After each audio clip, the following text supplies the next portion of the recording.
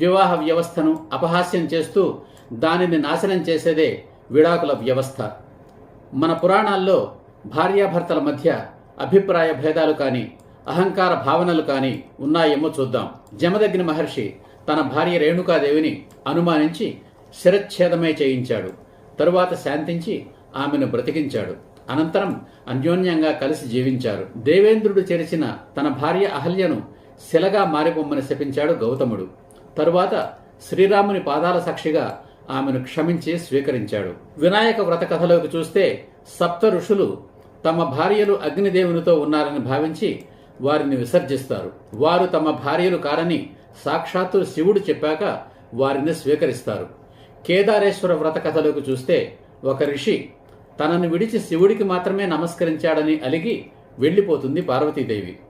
తరువాత శివుడి శరీరంలో అర్ధభాగం అవుతుంది. ఇక కలియుగ దైవం శ్రీ వెంకటేశ్వర స్వామి కథలోకి వెళదాం. తన నివాసమైన విష్ణుమూర్తి వక్షస్థలంపై కాలితో తన్నాడు భృగు మహర్షి. ఆ అవమానాన్ని తట్టుకోలేక భర్తను విడిచి వెళ్లిపోయింది లక్ష్మీదేవి. తీరా తన తప్పు తెలుసుకుని పతిని చేరేసరికి ఆలస్యమైపోయింది. ఆయన ఆకాశరాజు కూతురు పద్మావతీదేవిని పెళ్లి చేసుకున్నట్టు తెలిసింది. మళ్లీ అలిగి శిలగా మారిపోయింది లక్ష్మీదేవి.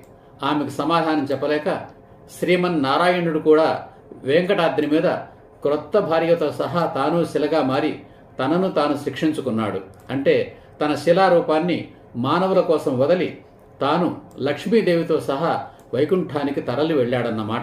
ఇలా చూసుకుంటే మన పురాణాల్లో కూడా భార్యాభర్తల మధ్య అలకలు, అహంకారాలు, అభిప్రాయ భేదాలు ఉన్నాయి. కానీ వాళ్ళెవరూ శాశ్వతంగా విడాకులు తీసుకోలేదు.